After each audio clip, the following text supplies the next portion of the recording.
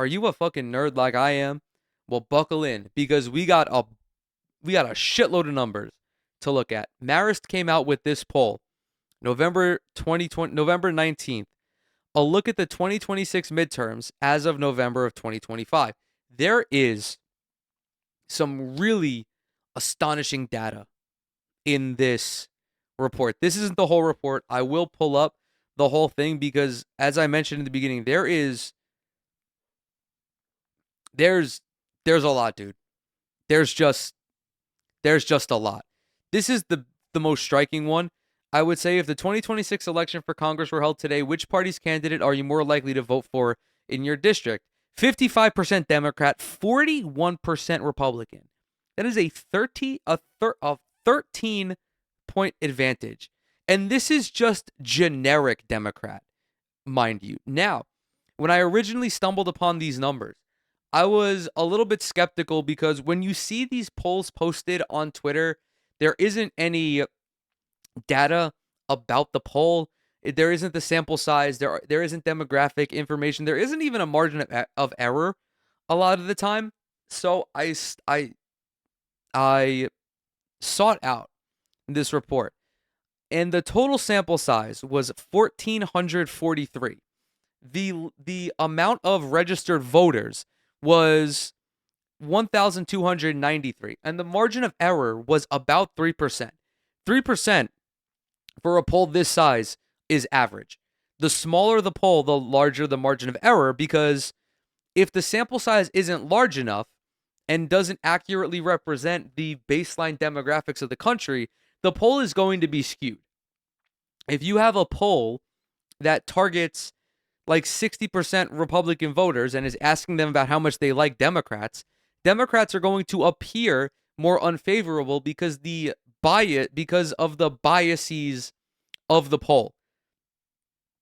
This poll, in my estimation, was very representative of the overall demographics of the country. It was about 60% white, 12% black, 14% Latino, which, if I'm not mistaken, is a little bit less than what the actual Latino population is here in the US. I think it's like 20% of the population is non-white Hispanic. But dude, if this plays out in 2026, the Republican Party is fucking doomed. It's fucking doomed.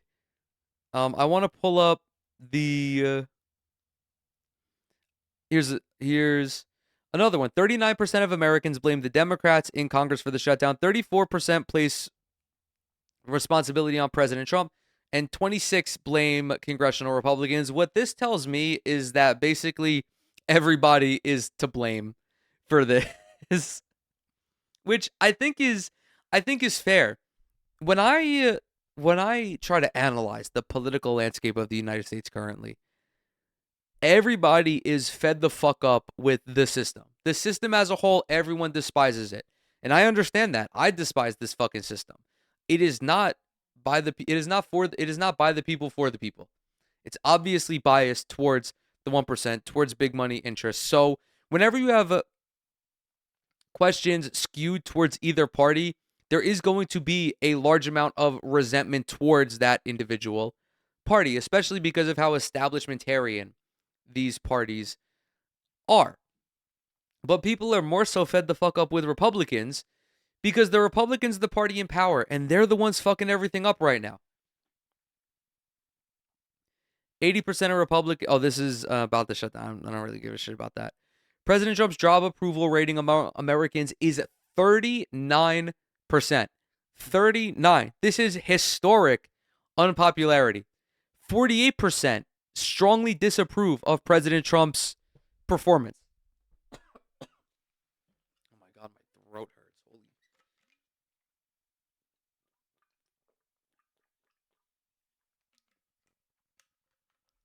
Nearly 6 in 10 say the Trump administration should focus less on prices.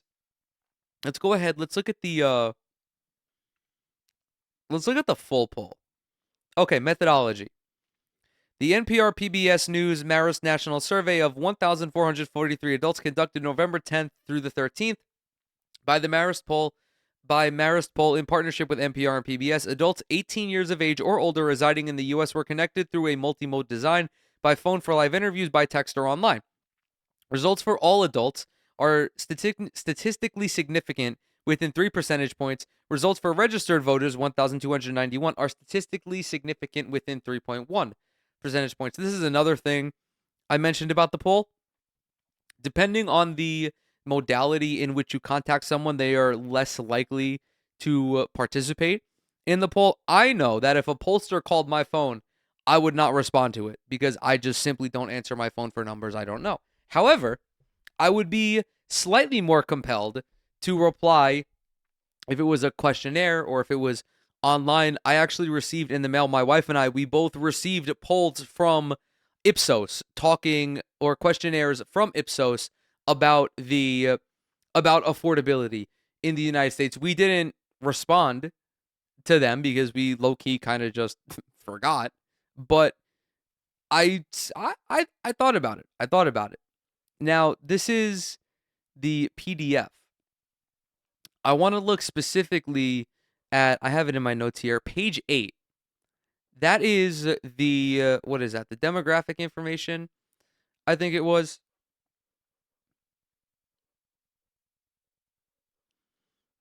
Okay.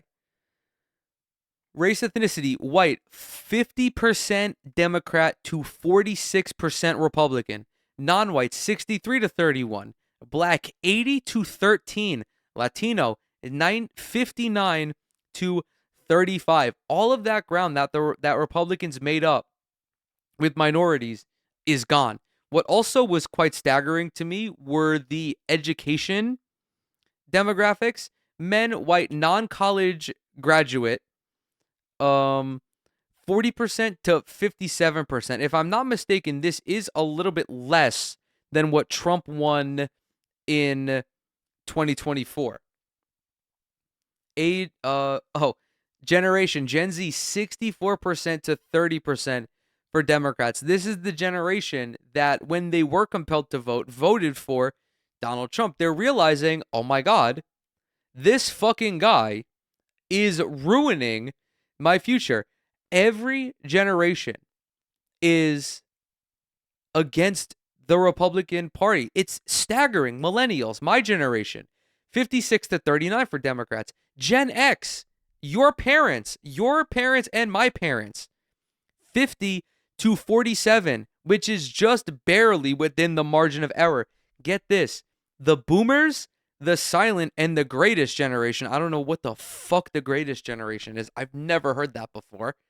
52 to 45% Democrats. Staggering.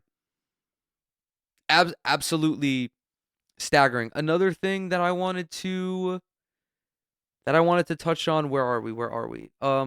Area description. Big city, 66 to 29 Democrats. Small city, 60 to 35 Democrats. Suburban, 53 to 43 Democrats. This is like, when I think of the suburban voter, two areas come to mind. Virginia and Long Island.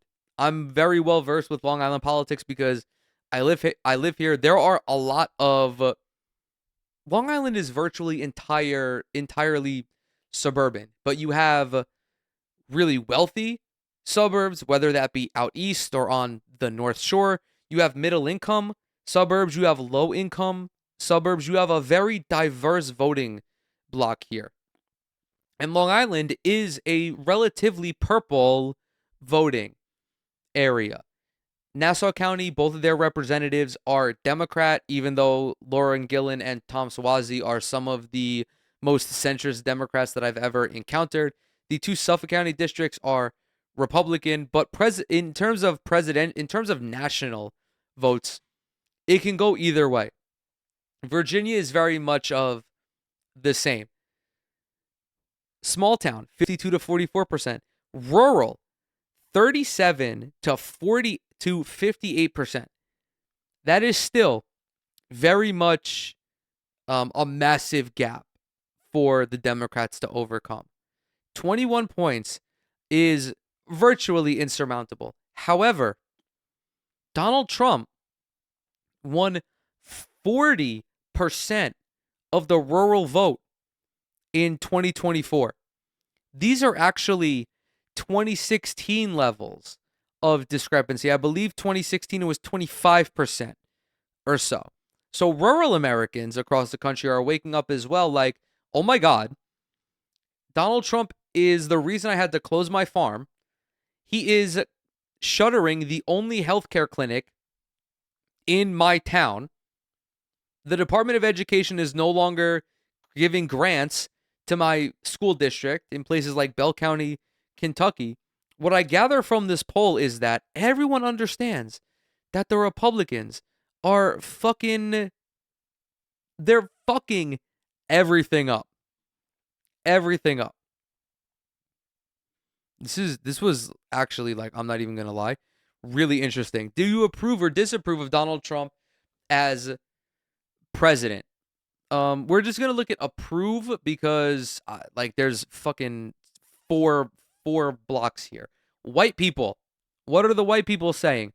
Only 13% approve, which is interesting because 29% strongly approve. But again, this is mostly that is probably heavily skewed by Republicans. 8% of black voters, 16% of Latino voters, amongst Gen Z and millennials, 15 and 16% respectively, strongly disapprove. My fault. When we get to white people, 49% of white people strongly disagree or strongly disapprove of Donald Trump. Nearly half of Gen Z, nearly half of virtually every generation strongly disapproves of Donald Trump. This is staggering. 36% of rural Americans strongly disapprove of Donald Trump's performance as president. Like, this is staggering stuff. And there's 39 pages of this shit. Like, I'm looking at how much confidence do you have in Congress? How much confidence do you have in the Republican Party? A great deal. 80% of Republicans. Like, that's crazy. That's crazy. I'm just really interested on what the whites are saying, because the whites are the majority here in the US in terms of volume. More white people vote than any other fucking race. The whites, only 37% have a great deal of confidence in the Republican Party. Like, that is frightening. If I'm a Republican elected official, this is a 5-alarm fire. You have 63% of respondents to this poll have no confidence in you. 65% of national adults have no confidence in you. 20% of Republicans do not have confidence in the Republicans. And I'm guessing that's more of the Mitt Romney style, like the classic conservative, like socially liberal, fiscally conservative kind of person. 81% of independents. And it's split geographically as well, virtually the same. Non-college graduates, 60%. Like, dude, this is staggering. 52% of rural Americans do not have no confidence in the Republican Party. Oh my Lord, dude. Like, this is just ridiculous. What are the whites saying about the Democrats? 75%, not much. Yeah, I kind of agree with that. Voter apathy is so real. And just so we're clear, these levels of inconfidence are basically split amongst party lines, which is to be expected when you have two parties who don't fucking do anything. As always, thank you guys so very much for coming to hang out. Everything I'm associated with is linked down below. Follow me on TikTok, Twitter, Instagram. Subscribe to the YouTube channel. Leave a like and a comment if you enjoyed any of the content. Both of those help out tremendously with the algorithm. If you're listening to this on Spotify, follow the show and leave a rating over there. As well, as always, stay safe, stay sane, and I will see you in the next one.